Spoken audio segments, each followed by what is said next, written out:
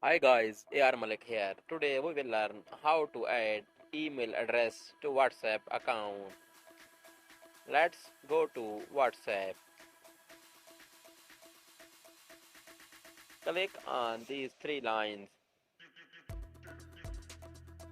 Now click on bottom settings option. Click on account button. Click on second option email address. Now click on this pencil button and type your email address. Check your mailbox. Now enter your verification code.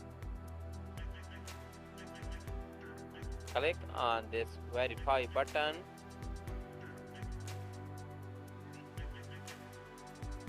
Verification has been completed. You can see your account has been verified. You can add another account. You can use two accounts at the same time. Click on this account option and add another account. Like, comment and subscribe my YouTube channel. Thanks for watching full video.